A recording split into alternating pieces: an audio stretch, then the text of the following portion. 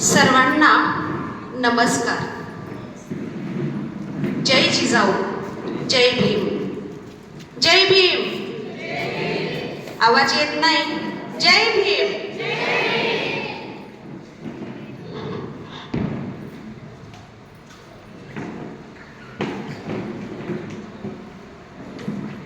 ओळखलं का मला?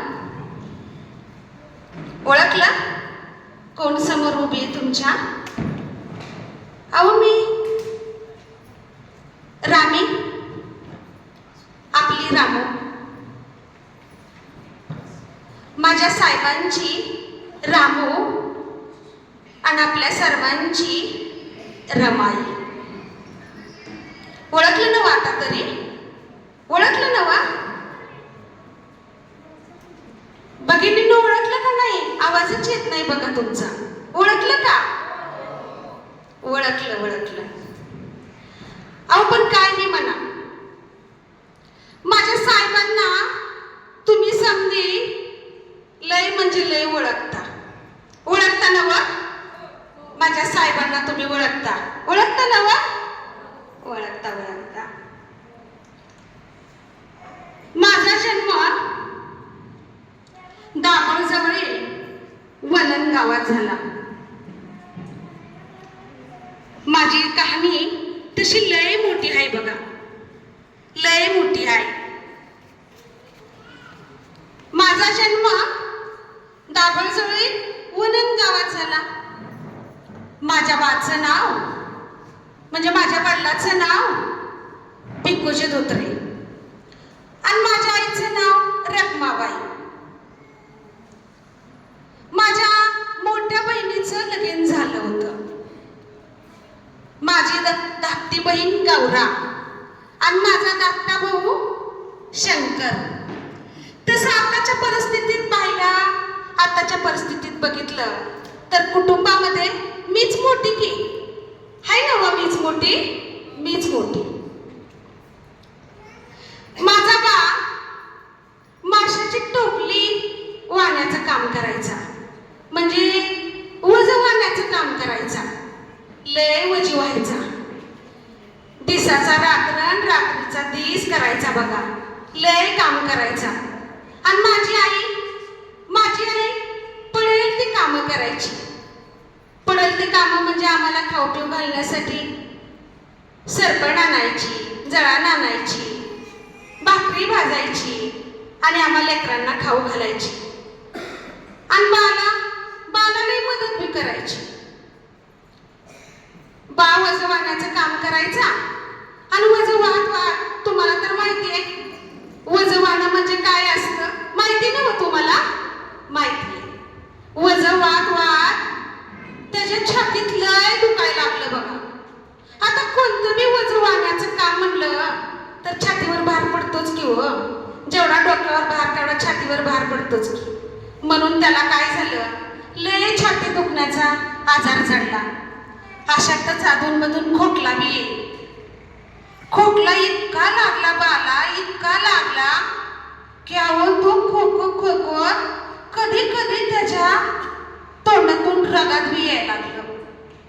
अशातच माझी आई लय काळजी करायला लागली. बाच्या आजाराने माझी आई खंगून चालली होती बघा. लय काळजी करायची. ती सारखी चिंतेत असायची आणि म्हणायची माझ्या बाचं कसं व्हायचं आता, माझ्या लेकरांचं कसं व्हायचं, माझ्या रमीचं कसं व्हायचं, माझ्या गावला शंकरचं कसं व्हायचं. दिसमात जात होतं. पण बाचा आजार काही थांबतच नव्हता. अहो त्याला दवापाणी करून करून घरच्या दवापाण्याने कुठे फरक पडणार आहे वय. आणि असं आई खंगून चालली होती.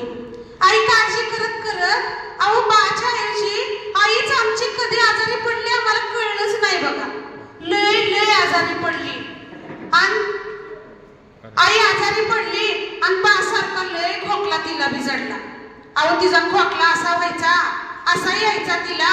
तुम्ही म्हणता ना ती खोकल्याची काय उबळ का काय येते आणि ती उबळ आल्यावर ती खोकला थांबत नाही.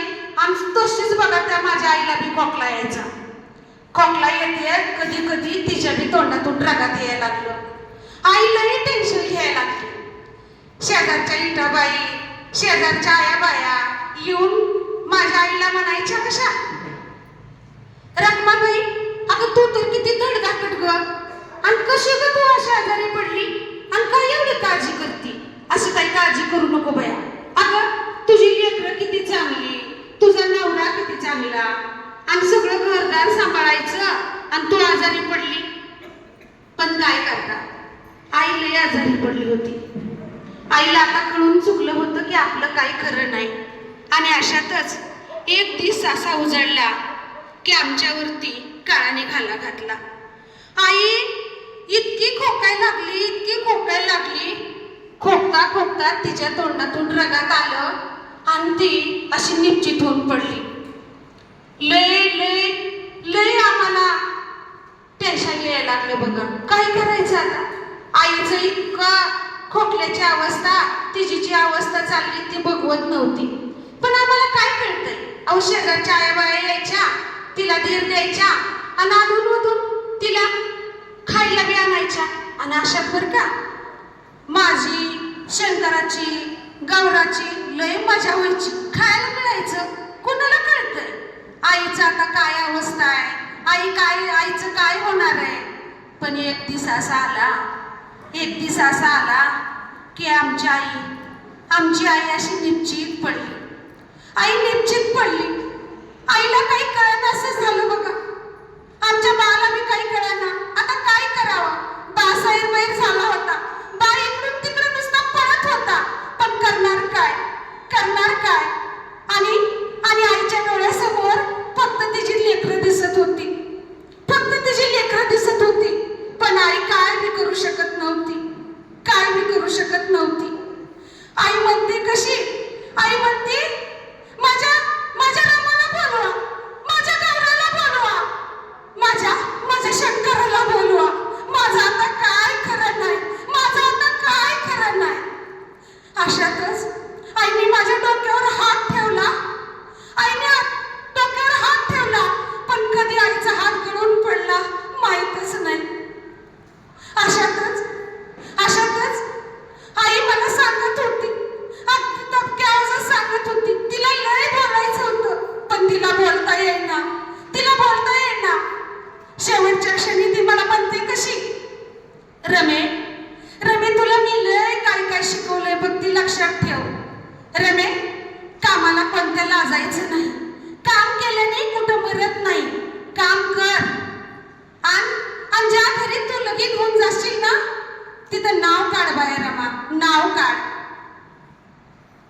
आईला माझं लगीन बघायचं होतं, पण नाही बघता आलं. आईला लय बोलायचं होतं. आई काय म्हणते, रमे आता माझं काय खरं नाही. मी आता तुम्हाला सोडून चालले.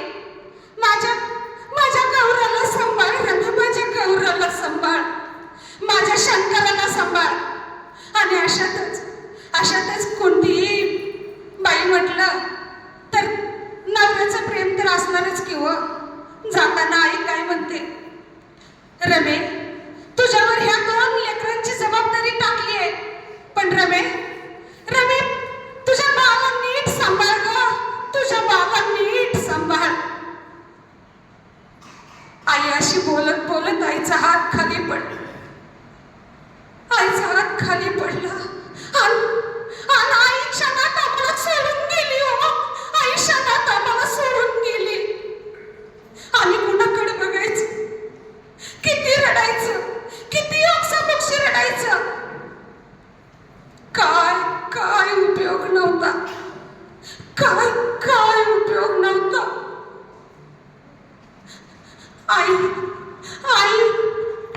आई अशी खाली निपसून पडलेली.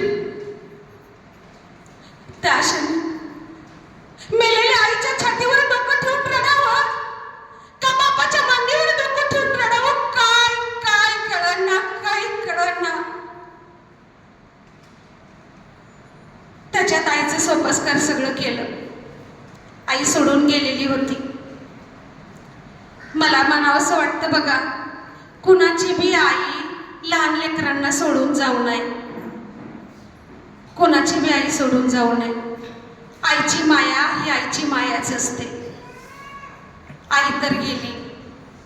बाचा आजार बिबळावत चालला होता. बाबी लय दिसाचा नव्हता.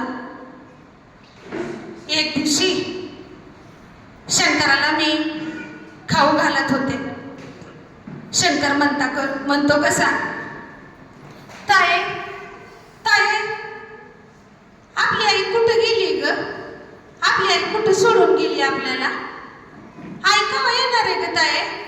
आई केव्हा येणार आहे? कुठं माहित होतं त्या लहान लेकराला आई आपली अशा वाटेवर गेलीये ती कधीच परत येणार नाही, कधीच परत येणार नाही. बाचा आजार बळावत चालला होता. बाचं काम सुटलं होतं. जे पडल ते काम मी करायचे आणि घरी खाऊ पिऊ घालायचे. लेकरांना खाऊ पिऊ घालत असताना एक दिवस असा उजळला. आई तर गेलेली, पण दुसरा दिवस असा उजळला आमचा की त्या दिवशी बाई अंथरुणावर खिळून पडला. बाला काहीच कळना. बाची बोलती बंद झाल्यासारखी झाली होती. बाने मला जवळ बोलून घेतलं आणि बा माझ्या डोक्यावर हात ठेवून म्हणतो कसा, रमे तुझं खेळायचं वय बघ, तुझं बागडायचं वय, पण तुला बेटा खेळता बागडता नाही आलं. तुझी आई गेली, तुझ्यावर आमची सगळ्याची जबाबदारी टाकून गेली. पण रमे मी आता सोडून जातोय असं मला वाटायला लागलंय रमे. माझ्याकडे लई येळ नाही रमे. तू आपल्या गौरान शंकरला सांभाळ रमे, गौरान शंकरला सांभाळ रमे. आईने जी शिकवण दिली ती कधी विसरू नकोस. आणि रमे जी लेकरांची जबाबदारी आहे त्यांची कधी हेळसांड होऊ देऊ नकोस. किती लहान आम्ही, काय कळणार होतं. बानी डोक्यावर हात ठेवला, बानी डोक्यावर हात ठेवला, पण कधी बाचा हात खाली गळला कळलंच नाही. लय बघा शेजारी पाजारी घराकडे येत होते. लय चर्चा चाललेली, लय बाकडे यायचे, लय चर्चा चाललेली. म्हणायचे कसे, अरे त्या भिकू धोत्रेच बायको मिली, आता त्याचंही काय खरं नाही. आता हे लेकरांचं कसं व्हायचं? हे लेकरांना कोण सांभाळायचं? लय चर्चा चाललेली. आम्हाला घरात कोण जाऊनच देत नव्हतं. काय चाललंय ती कळनाच. आम्हाला किती घरात जाऊ दे म्हटलं पण जाऊनच देत नसायचे. बाजवळ गेलो, बाने आवाज दिला, रमे रमे जवळ ये ग, रमे जवळ ये. माझं काही खरं नाही रमे, आता माझं काही खरं नाही. माझ्या गौरा शंकरला सांभाळ रमे, माझ्या गौरा शंकरला सांभाळ. आणि बाचा हात डोक्यावर जाण्याऐवजी बाचा हात कधी खाली पडला ते कळलंच नाही हो. आई गेली तशी बा आम्हाला सोडून गेला, बा आम्हाला सोडून गेला. काय करायचं होतं, काय करायचं होतं. बा नाही, आई नाही, आम्ही पोरके झालो, आम्ही पोरके झालो. हे लहान दोन लेकरं घेऊन मी काय करायचे होते. आम्ही पोरके झालो. सगळं सुनं दिसायला लागलं बघा, सगळं सुनं दिसायला लागलं. माझा काका आणि माझा मामा मुंबईहून आले होते. त्यांनी बाचं सगळं सोपास्कार केलं. काका म्हणतो कसा, आता हे लेकरांचं काय करायचं. मामा म्हणला, रमेला गौरा शंकरला मी मुंबईला घेऊन जातो. काका म्हणला, ते माझ्या मनातलं बोललात बघा. लेकरांना हित आता ठेवून काय उपयोग नाही. नाही तर छत राहिलंय ना भीती राहिले. अहो काय नाही इथं. कुठं खाणार, कुठं राहणार, काय बी नाही. तेव्हा आपण लेकरांना मुंबईलाच घेऊन जाऊ. मामा आम्हाला घेऊन चालला. पण खरं सांगू का, ज्या वनंकर गावामध्ये माझा जन्म झाला, ज्या त्या गावाशी माझी नाळ जोडलेली, कसा माझा पाय निघालो तिथून, मला काही जाऊ वाटेना, पण गेल्याशिवाय मार्ग नव्हता. गेलो आम्ही मामाच्या घरी. लय लय जीव लावला बघा मामाने आम्हाला. मामा मामीनी लय जीव लावला. काय मी काम म्हटलं की टुपूर टुपूर रमाचं नाव, रमा हे कर, रमा ते कर. लय लय काम करायचे मी. अहो पडल ती काम करायचे हो. काय करू, माझ्या आईन बाबांनी माझ्यावर जबाबदारी 2 लेकरांची टाकलेली, ती मला सांभाळायची होती. मी बारकी असून मी लई मोठी झाले होते बघा. मी बारकी असून मी लई मोठी झाले होते. सगळेजण म्हणायची रमी लई समजूतदार झाली, लई मोठ्या माणसावनी समजतं तिला, लई समजूतदार झाली, काय लेकरांना सांभाळते. पण माझ्या आईन बाची शिकवण मी कशी विसरणार होते. त्यात मी 9 वर्षाची झाले. माझ्या पहिलं कसं होतं बघा, 8-9 वर्षाचं झालं की लगीन करायचे. आणि मी 9 वर्षाची झाले. माझ्या लग्नासाठी माझा मामान काका माझ्यासाठी स्थळं बघायला लागले. लय स्थळं आली बघा, लय पोरं लय बघायला आली, पण कुठं माझं लगीन जमाना. कसं जमन? नाही बाप नाही. अनाथ आणि मागं गळ्यात 2 लेकरं, कसं मला करून घ्या त्याने. लय लय पोरं आली बघायला, पण नाही लगीन जमलं.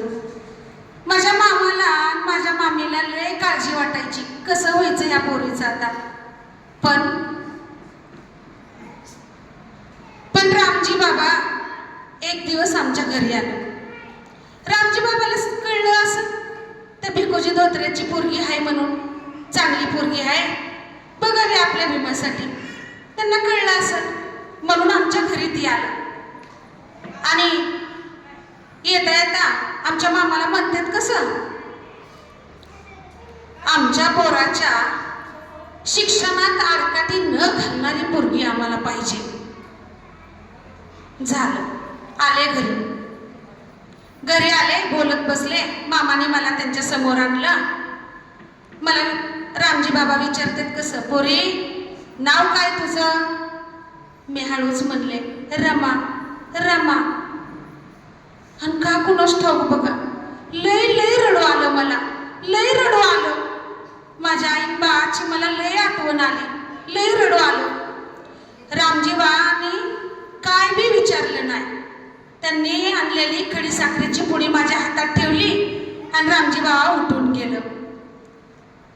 रामजी बाबा गेलं आणि दुसऱ्याच दिवशी आमच्या लग्नाची तारीख काढली. पण बाहेर लय चर्चा चालू झाली होती बघा. रामजी बाबाचा ते भीमा 9वी शिकलेला आणि त्याला म्हण आडानी पुरीबरोबर लग्न करायला लागले. आता भिकुजी धोत्रे कुठं, रामजी बाबा कुठं, वलंकर कुठं, आंबेडकर कुठं, कसा जोडा, अशा लय चर्चा ऐकायला लागल्या. पण त्यांना कुठं माहित होतं या प्रज्ञावंत सूर्याची सावली रमाई होणार आहे. या प्रज्ञावंत सूर्याची सावली होताना या अस्पृश्यतेतील एका शिक्षण घेतलेल्या मुलाबरोबर रमाईचं लग्न होणार आहे. त्यांना कुठं माहित होतं. आणि आमच्या लग्नाचा दिस जवळ आला. आमचं लग्न तरी कुठं, लग्न बायकाळातल्या भाजी मंडईमध्ये लग्न. आणि त्या लग्नाच्या ठिकाणी एका भाजीच्या टोपलीवर नवरी उभा आणि एका भाजीच्या टोपलीवर नवरदेव उभा. आणि त्या टोपलीच्या खालून ह्या गटार वाहत होती, किती बी वास यायचा. आणि त्याच्या शेजारीच माशाचं मंडई आणि त्या माशावर बसलेल्या माशांची बुलबुल. अहो किती बी तिथं वास यायचा. पण एका टोपलीवर नवरी एका टोपलीवर नवरदेव हातात माळा घेऊन त्यांच्या मंगलमय समायाची सुरुवात करण्यासाठी उभा आहे. आवाजी जी लग्नाला आलेली माणसं होती त्यांनी तर तोंडाला बघा एक कपडा लावला होता, का तर लई वास येतोय म्हणून. अशातच त्या ठिकाणी एक हुंदके दिलेला आवाज आला. आता हुंदके तरी कोण देत असेल बया? हुंदके कोण देत असेल?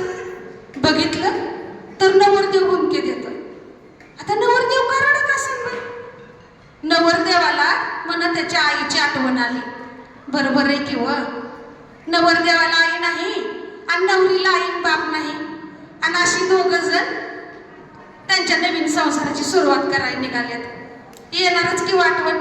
अहो मला बी लय त्यावेळेला माझ्या आईची आठवण आली बघा. माझी आई आज असती तर किती तिला आनंद झाला असता म्हणून सांगू. माझ्या आईला एवढा आनंद झाला असता की आई म्हणली असती माझ्या रमीला शिकलेला नवरा मिळाला. अहो तिचा आनंद सुखावून मोठा झाला असता बघा. पण काय करू, आईच त्या दिवशी नव्हती. मला बी लय आठवण येत होती. आईची शिकवलेली एक एक गोष्ट मी लक्षात ठेवत होते. थोडा वेळ झाला, आला एक आवाज. अरे उरका की उरका लगीन.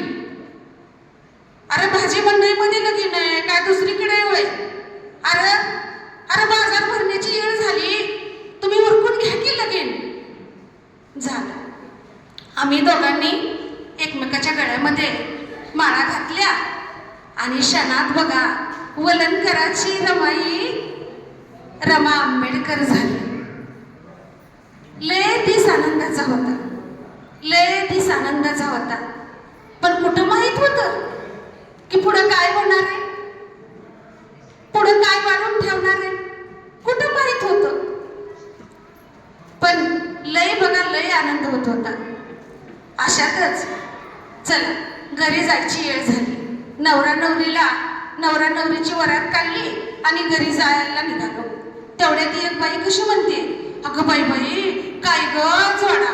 आणि असं आमच्या दोघांवरून हात केला आणि अगदी कडाकड बोट मोडली बघा. आणि म्हणते कशी, अगं रमा नवीन संसाराची सुरुवात करताना नाव घे बाई. आता नाव कसं घ्यायचं? ना मला मैत्रिणी ना माझी आई शिकवणार कोण? पण झालं नाव घ्यायचं तर एका लग्नात ऐकलं होतं बघा, त्यातच काहीतरी बदल करून नाव घेतलं. वलनकरांची रमा चालली आंबेडकराच्या घरात. वलनकरांची रमा चालली आंबेडकराच्या घरात आणि भीमाजीरावचं नाव घेते आनंदाच्या भरात. झालं. चाललो घरी गेलो. एकच रूम, त्या रूम मध्येच खायचं, त्याच रूम मध्ये झोपायचं, तिथंच बसायचं. पण तुम्हाला सांगते घरामध्ये आम्हाला जेवढी जागा लागत होती ना त्याच्यापेक्षा जास्त जागेमध्ये माझ्या साहेबांची बुकं होती. हाय काय बुकं, मी तर पहिल्यांदाच तेवढी बुकं बघत होते बाई. सगळी जिकडं बघल तिकडं बुकं पडलेली होती. दररोज माझा टाइम कामात जायचा. प्रत्येकाच्या तोंडात रमा रमा रमा असायचं. प्रत्येकाने छोटी मोठी कामं झाली की रमा हे कर, रमा ते कर, रमा पळालीच. आईची शिकवण, आईने सांगितलेलं ते सगळं आठवायचं आणि त्याप्रमाणे कामं करायची. एक दिवस साहेब कॉलेजातून आलं आणि म्हणतात कसं, रमा तू शिकली पाहिजेस. आता आणि मी शिकून काय करणार बया? मी शिकून काय करणार? मी म्हणलं साहेबांना, अहो तुम्ही इतके बुक वाचता, इतके ग्रंथ वाचता आणि ते मी वाचून काय फरक पडणार आहे? साहेब म्हणतात कसं, रमा फरक पडतो, रमा फरक पडतो. अगं ज्योतिबा फुलेंनी सावित्रीबाईला नाही शिकवलं का? अगं ज्योतिबा फुलेंनी सावित्रीबाईला शिकवलं आणि सावित्रीबाईला शिकवलं म्हणून आजची तानुबाई बिर्जे घडली. सावित्रीबाईला शिकवलं म्हणून पहिली मुख्याध्यापिका फातिमा शेख झाल्या. अशा अनेक मुली शिकल्या म्हणून रमा फरक पडतो. अगं आपण म्हणतो ना जिच्या हाती पाळण्याची दोरी, पण रमा जिच्या हाती पाळण्याची दोरी आणि ती जर शिकलेली असेल तर झोका कसा योग्य दिशेने जाईल म्हणून रमा फरक पडतो. तुला शिकावं लागेल रमा, तुला शिकावं लागेल. झालं. होय म्हटलं मी, तयार झाले मी शिकायला. पण मी म्हणलं साहेब मी शिकते, पण माझी एक अट आहे बघा. आता अट काय? मी म्हणलं तुम्हीच मला लिहायला शिकवलं पाहिजे आणि तुम्हीच वाचायला शिकवलं पाहिजे. साहेब लय खळखळून हसलं बघा. साहेब कसं म्हणतात, अगं रामा शिकवतो की मी. जसं ज्योतिबा फुलेंनी सावित्रीबाईला शिकवलं.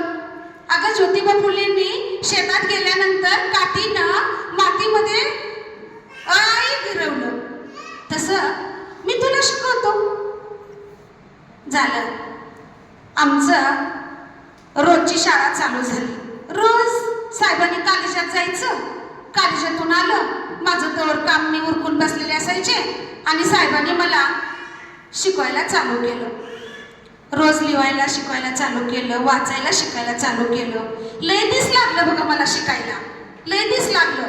पण मी शिकले, मी शिकले, मी लिहायला शिकले, मी वाचायला शिकले. लय आनंद झाला. मी लिहायला शिकले, मी वाचायला शिकले म्हणून मला लय आनंद झाला. साहेब कॉलेजला जायचं आणि मग अशातच माझं काम उरकलं की घराची साहेबाची बुक आहे त्यातलं रोज एक बुक काढून काहीतरी मी वाचत बसायचे. अशातच आमच्या घरी नवीन पाहुणा आला.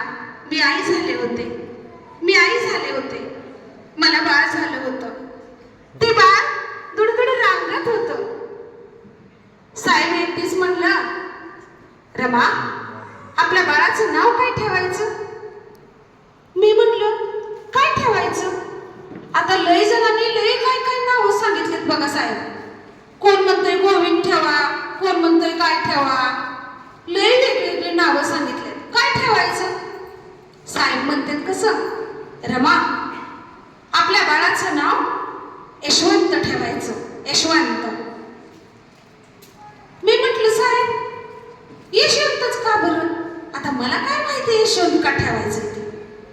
साहेब म्हणतात कसं, रमा यशवंत ह्या नावामध्ये खूप मोठा इतिहास दडलेला आहे. महात्मा ज्योतिबा फुलेंनी आपल्या दत्तक मुलाचं नाव यशवंत ठेवलं आणि महात्मा फुले हेच आपले कुलपुरुष म्हणून आपल्या बाळाचं नाव यशवंत ठेवायचं. झालं, ठेवलं आमच्या बाळाचं नाव यशवंत. यशवंत यशवंत यशवंत. आमच्या घरामध्ये आणखीन एका नावाची भर पडली, यशवंताची. ते बाळ दुडदुड धावत होतं. त्या बाळाचं करण्यातच माझा वेळ जात होता. अशातच थोडेच दिवसामध्ये रामजी बाबा आजारी पडलं. रामजी बाबा आजारी पडलं आणि माझ्या आईन बासारखं रामजी बाबाने आम्हाला पोरकं केलं. रामजी बाबाचा हात माझ्या डोक्यावर लय चांगला असायचा बघा. लय माया करायचं रामजी बाबा. माझं सासरा पण माझ्या बाळाने माझ्यावर माया करायचं आणि रामजी बाबा सोडून गेलं. साहेबाला अमेरिकेला शिकायला जायचं होतं. साहेब अमेरिकेला शिकायला चाललं त्यावेळेला कोणाला वाटणार नाही हो, आपला नवरा एवढा साता समुद्राच्या पाण्याने चाललाय, आपला नवरा आपल्या जवळ असावा, कोणाला वाटणार नाही. पण साहेब शिकायला चाललं होतं. अहो साहेब आपल्या देशातल्या लोकांना शिकवण्यासाठी स्वतः शिकायला चाललं होतं. लय अभिमान बी वाटायचा बघा. साहेब अमेरिकेला जायचा दिस ठरला. साहेब बंदरावर गेलं. साहेबाला सोडवायला लय माणसं गेली होती. मी गेले तिथं. पण मला लय रडू आलं बघा. साहेबाला जड अंतकरणाने मी निरोप देत होते पण मला लय रडू आलं. माझ्या डोळ्यातून लय अश्रू व्हायला लागले. साहेब म्हणतात कसं, रमा तुला रडायचं नाही, लढायचंय. तुझ्या डोळ्यातून हे जे आसू येतात त्यांना थांबव, त्यांना बांध घाल रमा, त्यांना बांध घाल. हे जर आसू अशीच येत राहिली तर जे आपला 9 कोटी समाज आहे, जे तुला माई मानतात, जे तुला आई मानणार आहे, असे त्याच्यामध्ये वाहून जातील रमा. त्यामुळे तुझ्या आसवांना बांध घालावा लागेल. झालं क्षणात मी माझे डोळे पुसले आणि घरी निघायला चालले. साहेब म्हणलं जाताना यशवंताला सांभाळ, यशवंताला सांभाळ, तुझी काळजी घे, येळत खात पीत जा. घरी आले. लई जड अंतकरणाने साहेबाला निरोप दिला आणि घरी आले. घरी आल्यावर यशवंताला जवळ घेऊन लई रडले बघा, लई धावे मोकलून रडले. पण साहेबाचे शब्द माझ्या कानावर आठवत होते म्हणून शांत बसले. थोडं दिवस गेल्यानंतर साहेबाचं मला पत्र आलं बघा. साहेबांनी मला पत्र धाडलं आणि साहेबांनी पत्र धाडल्यानंतर जे पत्र माझ्या हातात पडलं ना, मला लई आनंद झाला. कारण साहेबांनी कोलंबिया विद्यापीठ न्यूयॉर्कमधून मला पत्र धाडलं होतं. मला लई आनंद झाला आणि मला सगळ्यात जास्त आनंद कशाचा झाला तर मला वाचायला येतं ह्याचा आनंद झाला. मी पत्र वाचलं. प्रिय रामू, आशीर्वाद. मी सुखरूप पोहोचलो. चिंता नसावी. मला अमेरिकेत शिक्षण घ्यायला येण्याची जी संधी मिळाली तिचे आपण आभार मानले पाहिजे. ही गोष्ट कदाचित नवा इतिहास जन्माला घालणारी ठरेल. बोट सुरू होताना तुझ्या डोळ्यातील आसवं पाहिली, मलाही थोडं गलबलून आलं. पण रमा, हे विरह आणि ही दुःख आपल्याला मोठी करणारे आहेत. जी दुःख आपल्याला प्रकाशात नेतात त्याचे आभार मानायचे असतात रमा, त्यांचे आभार मानायचे असतात. अशा दुःखांनी दुःखी व्हायचं नसतं रामू. मी वनव्यातून धावण्याची प्रतिज्ञा केली आहे. या शर्यतीत मी जिंकलो तर आपल्या देशाला मी उजेडात उभं करीन, तिथल्या गुलामीची खबर बांधीन. या लढाईत मी हरणार नाही. यासाठी तू माझ्या पाठीशी उभी राहायला हवी रमा. दुःखातूनच वाट काढायची आहे. रामू, मला नवे पंख येत आहेत असं वाटतं, पोलादाचे पंख. इथल्या जीवनाच्या तुलनेत मला आपल्याकडील जीवन आठवतं. तेव्हा मी हैराण होतो. इथं माणूस केवढ्या तरी मोकळ्या हवेत श्वास घेत आहे, या गोष्टीनेही मन उत्साहानं भरून येतं. इथे अस्पृश्यता नाही, जाती वर्ण नाही, माझ्या अंगात खूप शक्ती संचारत आहे असं मला वाटतं. मन नुसतं भरधाव सुटत आहे. रमा, खूप कामं आहेत, खूप कष्ट घ्यायचे आहेत, ज्ञानाचे सागर उपसायचे आहेत, स्वतः रिचवायचे आहेत. रमा, स्वतःला जप. या वेळी वादळाच्या पाठीशी उभी राहा. यशवंताला जप. त्याची प्रकृती बरी नसते, काळजी वाटते, सांभाळ त्याला. बाकी पुढच्या पत्रात. पत्र लिही, तुझा भीमराव आंबेडकर. काय आनंद झाला म्हणून सांगू. अहो, पत्र वाचते आणि मला असं वाटतंय माझं साहेब माझ्या समोरच उभं राहून मला बोलतात. किती ती काळजी, किती आमची काळजी करते. आणि त्याच्यापेक्षा जास्त म्हणून सांगू, अहो मला लिहायला वाचायला शिकवलेलाच आज समजलं की मला त्याचा किती आनंद होतोय. अहो, नाहीतर हे पत्र कोणाकडे तरी वाचायला मला जावं लागलं असतं. लय आनंद झाला बघा. आणि अशातच साहेबांनी मला पत्र लिहायला सांगितलं होतं. पत्र लिहायला सांगितलं म्हणून मी ठरवलं साहेबाला पत्र लिहायचं. पत्र लिहायला घेतलं, लेखणी हातात घेतली आणि बसली की लिहित. आता काय लिहू बरं, काय सुचना बघा. काय लिहू, काय बी सुचत नव्हतं. पण पत्र तर लिहायचं होतं. साहेबाचं पत्र मिळालं होतं आणि साहेबांनी मला सांगितलं होतं पत्र लिह म्हणून. साहेबांनी त्यांची खुशाली कळवली, माझी खुशाली, यशवंताची खुशाली मला कळवायची होती. केलं बघा लिहायला सुरू. साहेबांच्या चरणी रामाचा शिरसाष्टांग दंडवत. आपलं पत्र आलं, ते वाचलं, खूप आनंद झाला. साहेब, आमची काळजी करू नका, आम्ही सारे खुशाल आहोत, मी सांभाळते सगळं. आपलं पत्र कोळबेवाडीतल्या शेजाऱ्या पाजाऱ्यांनी वाचलं. सगळ्यांना खूप आनंद झाला. कष्टाची मला चिंता नाही. मला आपल्याशी लग्न झालं त्याचा मला खूप गौरव वाटतो. आपण खूप शिकावं हीच माझी कामना आहे. आपण पत्रात अनेक गोष्टी लिहिल्या. मी तुमच्या पाठीशी उभी राहीन. काय वाटेल ते कष्ट करेन, पण मागं हटणार नाही. याची आपण खात्री बाळगावी. आम्ही सर्व कुशाल आहोत असं समजा. आपण जेवण येण्याच्या वेळी घ्या, तब्येतीची काळजी घ्या. यशवंताला आपलं पत्र वाचून दाखवलं. बाबा कधी येणार असं तो पुन्हा पुन्हा विचारतो. पत्र पाठवून खुशाली कळवावी. थांबते आपलीच पत्नी सौरमा. पत्र लिहिलं आणि यशवंताला घेऊन ते पत्र धाडलं. आता साहेबाला माझं मिळालं असेल, लय आनंद झाला असेल, साहेबाला आमची खुशाली कळली असेल. ह्याच्यात मी भारावून गेले होते. साहेब परत आला. साहेबाला एक नोकरी लागली होती बघा. साहेबाला नोकरी लागली आणि अशातच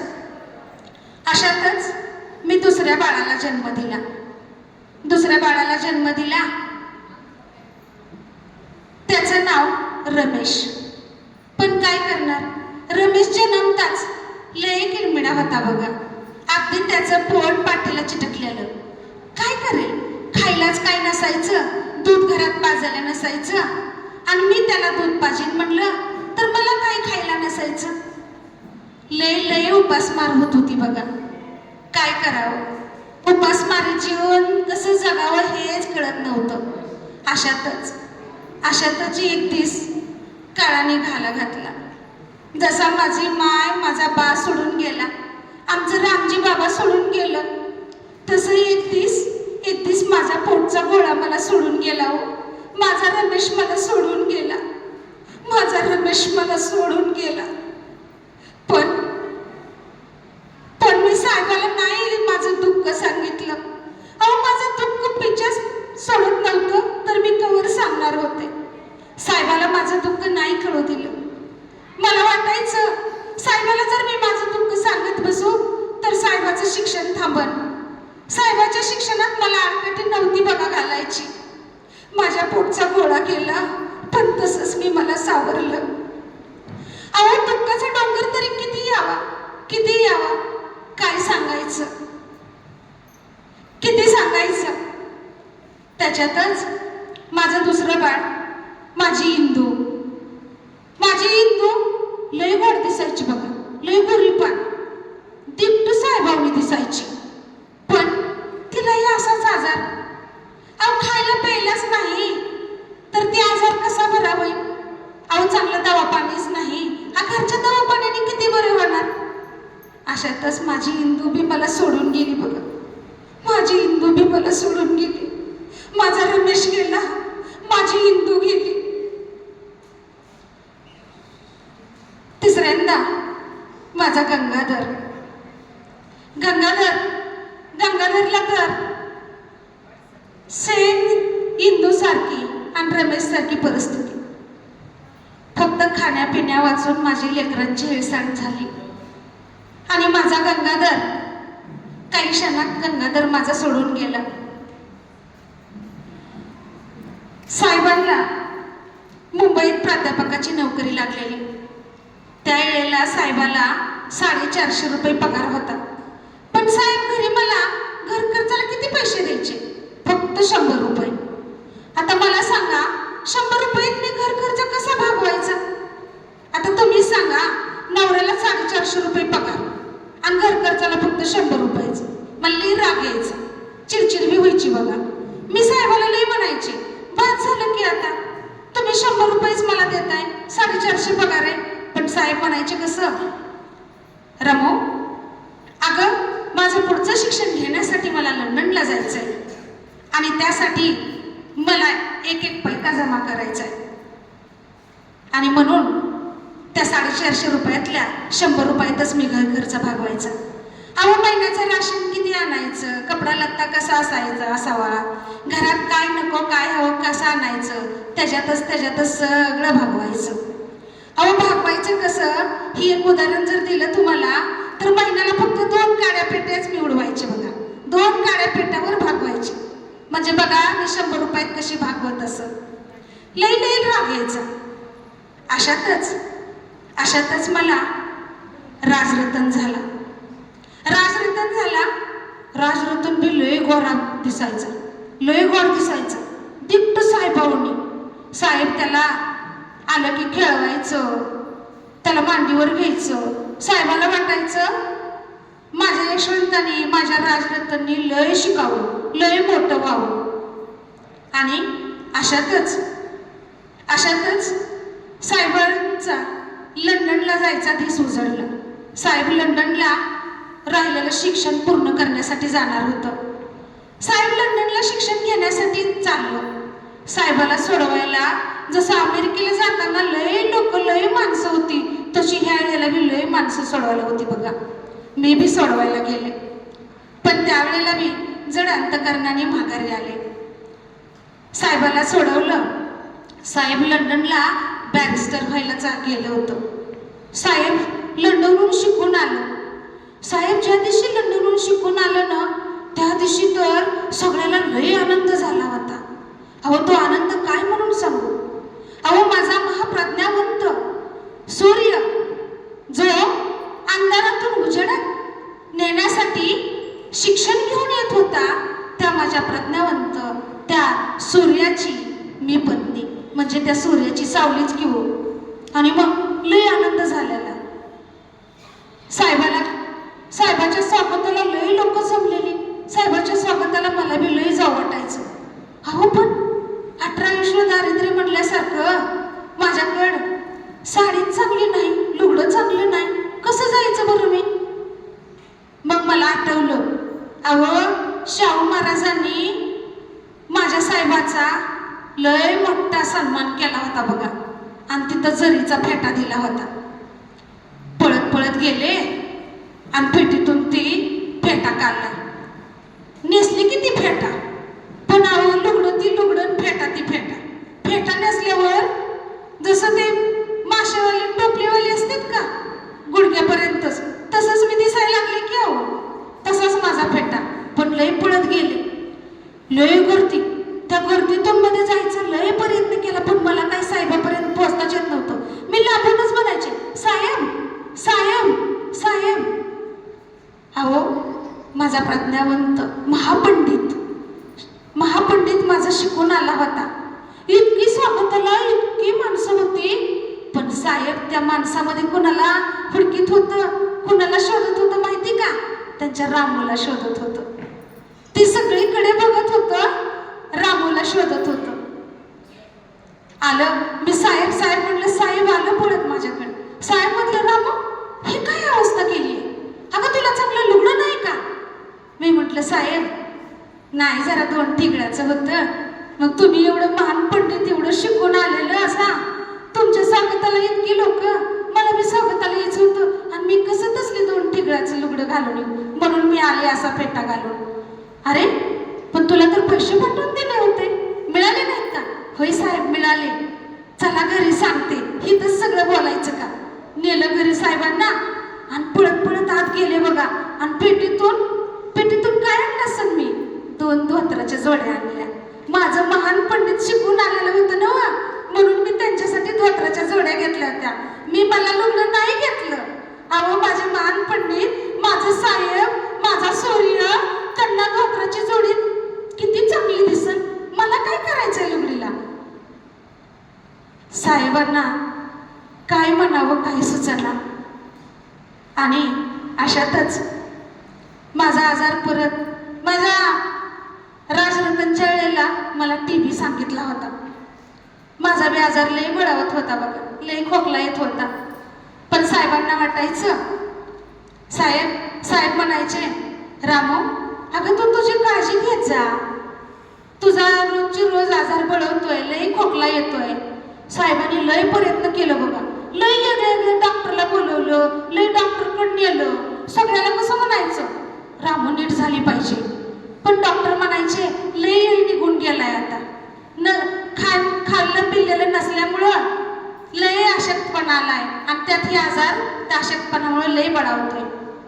आणि अशातच एक दिवस असा उजळला की मी लय आजारी पडले. मला बोलताच येईना, माझी वाचा गेल्यासारखी झाली. त्या वेळेला साहेबांनी मला त्यांच्या मांडीवर घेतलं आणि साहेब म्हणतात कसं, रामू अगं ज्या येळामध्ये तू माझी साथ द्यायची त्या वेळामध्ये तू साथ दिलीस. दुःखाच्या वेळेस सुद्धा तू माझ्या पाठीशी उभा राहिलीस. आणि आता चांगलं दिसायचं तर रामू तुझी ही अवस्था. रामू तू मला सोडून जाऊ शकत नाहीस. रामू तू मला सोडून जाऊ शकत नाहीस. पण करणार काय? लय आजार बळाला होता. मला बी लय खोकला यायचा आणि खोकत खोकत माझ्या बी तोंडातून रगात यायचं. एक दिवस असा आला, साहेबाच्या मांडीवर मी डोकं टिकून पडलेले होते. साहेब लय रडत होतं बघ. साहेब म्हणत होतं, रामू रामू तू मला नाही सोडून जाऊ शकत. अगं लय चांगले दिस आले सावं रामू आपलं, आणि हे दिस बघायला तू पाहिजे रामू. अगं 9 कोटींची तू माता, तू 9 कोटींची आई, तू जगायला हवीस रामू. तू माझ्यासाठी जगायला हवीस, तू आपल्या समाजासाठी जगायला हवीस. साहेब रडत होतं.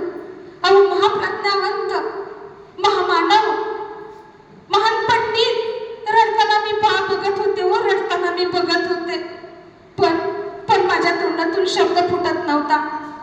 मला काहीतरी साहेबांना सांगायचं होतं. मला काहीतरी साहेबांना सांगायचं होतं. पण माझ्या तोंडातून शब्द फुटत नव्हते व माझ्या तोंडातून शब्द फुटत नव्हते.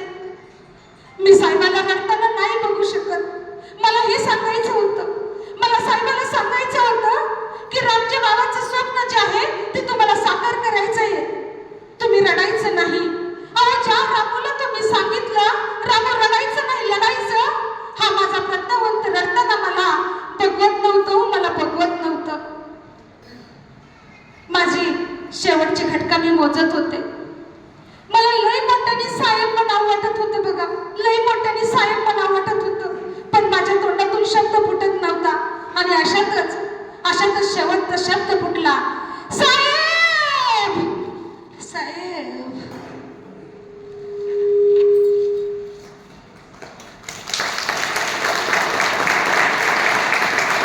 जय जिजाऊ, जय भीम. आज या ठिकाणी राजमहालमध्ये आपल्या सर्वांनी मला माता रमाई साकारण्यासाठी इथं संधी दिली.